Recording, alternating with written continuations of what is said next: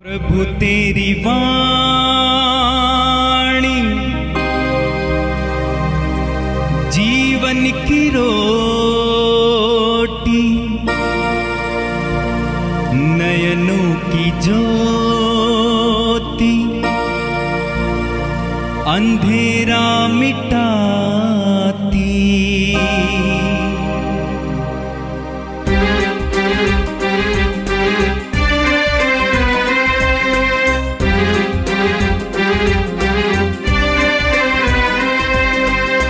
प्रभु तेरी वाणी जीवन की रोटी, नयनों की ज्योति, अंधेरा मिटाती। प्रभु तेरी वाणी जीवन की रोटी, नयनों की ज्योति, अंधेरा मिटाती। वाणी वाणी वाणी वाणी वाणी पवित्र है, शाश्वत है, जीवन का मन्ना है। 19 मार्च शनिवार। पहला पाठ सामुएल का दूसरा ग्रंथ अध्याय 7 पद संख्या 4 से 5, 12 से 14 और 16। उसी रात प्रभु की वाणी नातान को यह कहते सुनाई पड़ी, मेरे सेवक दाऊद के पास जाकर कहो, प्रभु यह कहता है, क्या तुम मेरे लिए मंदिर बनवाना चाहते हो? जब तुम्हारे दिन पूरे हो जाएंगे और तुम अपने पूर्वजों के साथ विश्राम करोगे, तो मैं तुम्हारे पुत्र को तुम्हारा उत्तराधिकारी बनाऊंगा और उसका राज्य बनाए रखूंगा। वही मेरे आदर में एक मंदिर बनवाएगा और मैं उसका सिंहासन सदा के लिए सुदृढ़ बना दूंगा। मैं उसका पिता होऊंगा और वह मेरा पुत्र होगा। यदि वह बुराई करेगा तो मैं उससे दूसरे लोगों की तरह बेत और कोड़े से दंडित करूंगा। इस तरह तुम्हारा वंश और तुम्हारा राज्य मेरे सामने बना रहेगा और उसका सिंहासन अनंत काल तक सुदृढ़ रहेगा। यह प्रभु की वाणी है। संत मत्ती के अनुसार पवित्र सुसमाचार अध्याय 1 वाक्य संख्या 16, 18 से 21 और 24 तक। याकूब से मरियम का पति यूसुफ और मरियम से ईसा उत्पन्न हुए, जो मसीह कहलाते हैं। ईसा मसीह का जन्म इस प्रकार हुआ। उनकी माता मरियम की मंगनी यूसुफ से हुई थी, परंतु ऐसा हुआ कि उनके एक साथ रहने से पहले ही मरियम पवित्र आत्मा से गर्भवती हो गई। उसका पति यूसुफ चुपके से उसका परित्याग करने की सोच रहा था, क्योंकि वह धर्मी था और मरियम को बदनाम नहीं करना चाहता था। वह इस पर विचार कर ही रहा था कि उसे स्वप्न में प्रभु का दूत यह कहते दिखाई दिया, यूसुफ दाऊद की संतान, अपनी पत्नी मरियम को अपने यहाँ लाने में नहीं डरे, क्योंकि जो उसके गर्भ में है वह पवित्र आत्मा से है। वे पुत्र प्रसव करेंगे और आप उसका नाम ईसा रखेंगे, क्योंकि वे अपने लोगों को उनके पापों से मुक्त करेगा। यूसुफ नींद से उठकर प्रभु के दूत की आज्ञा अनुसार अपनी पत्नी को अपने यहाँ ले आया। यह प्रभु का पवित्र सुसमाचार है। ख्रिस्त प्रभु की जय। यीशु में मेरे प्रिय भाई और बहनों, आज माता कलीसिया संत यूसुफ का पर्व दिवस मनाती है। आज जब हम लोग संत यूसुफ का पर्व दिवस मना रहे हैं, तो उन्हीं के जीवन पर आधारित कुछ बिंदुओं को लेकर हम लोग मनन चिंतन करेंगे। हम लोगों ने पाठ में पढ़ा जहाँ पर संत मत्ती उसे धर्मी कहते हैं। और धर्मी होने के कारण उस मनुष्य में विश्वास था, और विश्वास होने के कारण वह ईश्वर की योजना को सहज ही स्वीकार करता है। हम देखते हैं कि किस प्रकार से उसे स्वप्न में प्रभु का संदेश मिलता है, और जब वह उठता है ईश्वर के योजना को पूरा करने के लिए आगे आता है। वह सहर्ष ईश्वर की योजना को पूरा करता है। आज का पहला पाठ सामुएल के दूसरे ग्रंथ अध्याय 7 से लिया गया है, जहां पर हम देखते हैं कि नबी नातान को प्रभु की वाणी सुनाई पड़ती है। हम वचन में पढ़ते हैं, उसी रात प्रभु की वाणी नातान को यह कहते हुए सुनाई पड़ी। हम लोग धर्म ग्रंथ में बराबर पढ़ते हैं जहां पर ईश्वर की वाणी अपने लोगों को सुनाई पड़ती है। हमारे सामने आज दो ऐसे व्यक्ति हैं जिन्हें ईश्वर की वाणी, ईश्वर का संदेश उन्हें स्वप्न में मिलता है। वे लोग धर्मी थे और धर्मी होने के कारण उनमें विश्वास था। धर्मी व्यक्ति कौन होते हैं?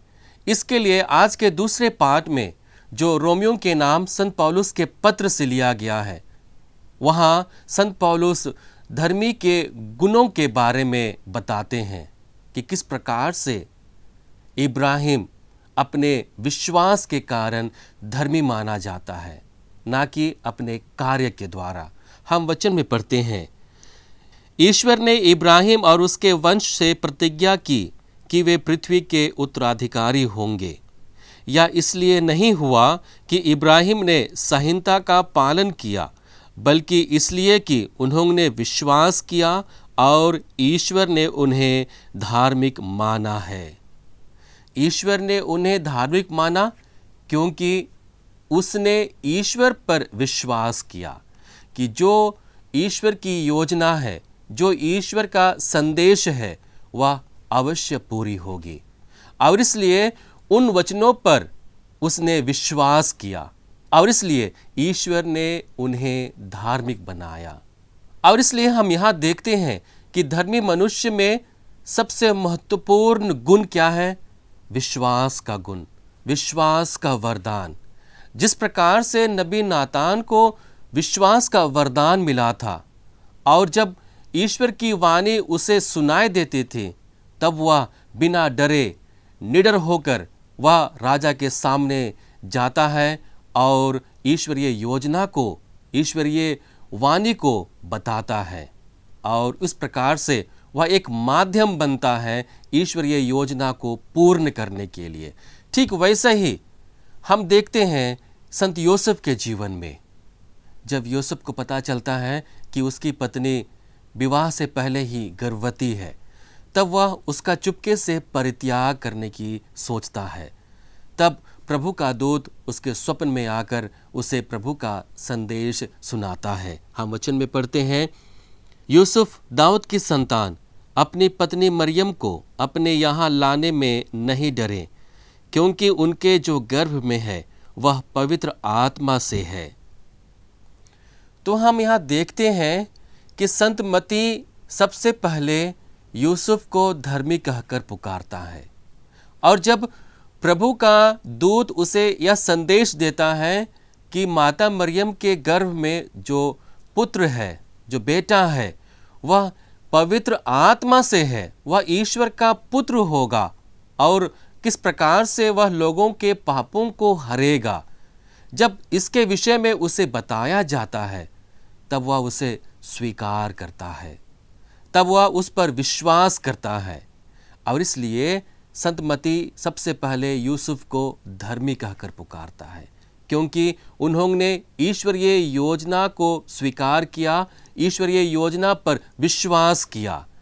यीशु में मेरे प्रिय भाई और बहनों, हम सभी ख्रिस्ती विश्वासी धार्मिकता का जीवन जीने के लिए बुलाए जाते हैं, और जब हम इस पवित्र काल में अपने आप को और अपने आप के जीवन के विषय में मनन चिंतन कर रहे हैं, जीवन को ईश्वरीय योजना से जोड़कर देख रहे हैं, तो हमें ज़रूरत है कि हम प्रभु से विश्वास का वरदान मांगे और उसी विश्वास पर निहित अपने जीवन को जीने लगे। वर्तमान के संत पापा फ्रांसिस को जब संत पापा का दायित्व सौंपा गया तो उन्हें अर्जेंटीना से इटली आना था। उनके पास बहुत सारी चीज़ें थे जिनको वह छोड़कर जाना चाहता था, लेकिन उनमें से एक चीज़ को वह अपने साथ लेकर इटली जाना चाहता था और वह था सोते हुए यूसुफ की प्रतिमा। उनके जीवन में सोते हुए यूसुफ ने बहुत गहरा प्रभाव छोड़ा था। इसलिए संत पापा सबसे पहली बात कहते हैं कि जब संत यूसुफ सो रहा होता है तो वह कलीसिया की देखभाल करता है। दूसरी बात संत पापा कहते हैं कि संत यूसुफ एक मजबूत और मूक व्यक्ति हैं, चुप रहने वाले व्यक्ति हैं, शांत स्वभाव के व्यक्ति हैं, जो बोलते बहुत कम हैं लेकिन एक मजबूत रक्षक के रूप में है। इसलिए संत पापा कहते हैं कि वह एक मूक व्यक्ति नहीं बल्कि एक चौकस रक्षक है। चौकसी से कलीसिया की रक्षा करता है, ठीक वैसा ही जैसा उन्होंने माता मरियम और यीशु को हेरोद के हाथों से बचाया। हम संत मत्ती के सुसमाचार अध्याय 1 वाक्य संख्या 19 में पढ़ते हैं, जहां पर संत मत्ती यूसुफ को धर्मी व्यक्ति कहता है और धर्मी व्यक्ति होने के कारण वह अपनी प्रार्थनाओं के द्वारा कलीसिया की देखभाल करता है। हम याकूब के पत्र अध्याय 5 वाक्य संख्या 16 में पढ़ते हैं, जहां पर वचन कहता है, धर्मात्मा की भक्ति में प्रार्थना बहुत प्रभावशाली होती है। याकूब कहते हैं कि धर्मात्मा की भक्तिमय प्रार्थना बहुत शक्तिशाली होती है और उन्हीं की प्रार्थना के द्वारा हमारी कलीसिया की रक्षा होती है, हमारे जीवन की रक्षा होती है। और इसलिए संत पापा उनके व्यक्तित्व से, उनके गुणों से बहुत ज़्यादा प्रभावित थे। और इसलिए जब संत पापा 2015 में फिलीपींस की यात्रा पर गए थे, तब उन्होंने परिवार को संबोधित करते हुए उन लोगों से कहा था कि संत यूसुफ मेरे आदर्श हैं, क्योंकि सोते हुए यूसुफ कलीसिया की देखभाल करता है। ईश्वर जो पवित्र परिवार के लिए योजना बनाता है वह उसे हमें बताता है और हम ईश्वरीय योजना पर आधारित अपने जीवन को जीते हैं। और इसलिए संत पापा कहते हैं कि जब भी मैं समस्याओं में फंस जाता हूँ, चुनौतियों का सामना करता हूँ, विकट परिस्थितियों का सामना करता हूँ, तब उन परिस्थितियों में अपनी चिंताओं को, अपने कष्टों को, अपने दुखों को कागज पर लिखकर सोते हुए यूसुफ के सिर के नीचे रख देता हूँ और उनसे प्रार्थना करता हूँ और ईश्वर के द्वारा उनका समाधान प्राप्त होता है। यीशु में मेरे प्रिय भाई और बहनों, आज जब हम लोग संत यूसुफ का पर्व दिवस मना रहे हैं तो संत यूसुफ की भांति हमें ईश्वर से जुड़ने की ज़रूरत है। अपनी धार्मिकता में विश्वास का गुण को लेकर आने की ज़रूरत है। जब हम अपने वर्तमान के समय को देखते हैं तो हम अपने व्यक्तिगत जीवन के दुख और कष्टों से घिरे हुए हैं, काम के तनाव में पड़े हुए हैं और वह हमें सोने नहीं देती है। कई लोगों को सोने की समस्याएं हैं। क्यों हैं? क्योंकि उनका जीवन तनावपूर्ण है। उनके जीवन में इतने दुख हैं कि वे लोग शांति से सो नहीं पाते हैं। आइए हम लोग संत यूसुफ से मध्यस्थ प्रार्थना करें कि हम प्रभु में प्रार्थनामय भाव में सो सकें, प्रभु में जुड़ सकें। और जब हम प्रभु में जुड़ते हैं तो हमारे जीवन का समाधान मिल सके। हमारी समस्याएं, कष्ट और चिंताएं बड़ी हो सकती हैं, लेकिन हमारा प्रभु उससे भी बड़ा है, महान है, जो हमें जानता है, पहचानता है। आइए हम प्रभु से प्रार्थना करें। हे सर्वशक्तिमान पिता परमेश्वर, हम धन्यवाद देते हैं आज के सुंदर दिन के लिए, तुझसे मिले हुए हर एक वरदानों के लिए प्रभु धन्यवाद देते हैं। धन्यवाद प्रभु आज के पवित्र वचन के लिए जो हमें स्पर्श कर रहा है। धन्यवाद प्रभु संत यूसुफ के जीवन के लिए जो हमें बहुत सारी प्रेरणाओं से भर रहा है। प्रभु से जुड़े रहने का, प्रभु में आनंद मनाने का, प्रभु की योजना को अपने जीवन में पूर्ण करने का साहस हमें दे रहा है। हम प्रार्थना करते हैं प्रभु, जिस प्रकार से तूने संत यूसुफ को अपनी योजनाओं के बारे में बताया, उन्हें विश्वास का वरदान दिया और एक पवित्र परिवार बनाने के लिए उन्हें बल दिया, ठीक वैसे ही प्रभु हम अपने दैनिक जीवन के जो भी दुख कष्ट हैं उन सभी को सहते हुए हम तुझसे हमेशा जुड़े रहें। इस पवित्र क्षण में, इस पवित्र काल में जब हम अपने जीवन पर मनन चिंतन कर रहे हैं, हम प्रार्थना करते हैं प्रभु, हम संत यूसुफ की भांति तुझसे हर वक्त जीवन की हर एक समस्याओं में, कठिनाइयों में जुड़े रहें और तुझसे जुड़कर उन सभी परिस्थितियों का सामना कर सकें, चुनौतियों का सामना कर सकें। हमें यह बल दे, हम यह प्रार्थना करते हैं हमारे प्रभु क्रिस्त के द्वारा, आमीन। प्रभु तेरी वाणी जीवन की रोटी, नयनों की ज्योति अंधेरा मिटाती। वाणी वाणी वाणी वाणी वाणी पवित्र है, शाश्वत है, जीवन का मन्ना है।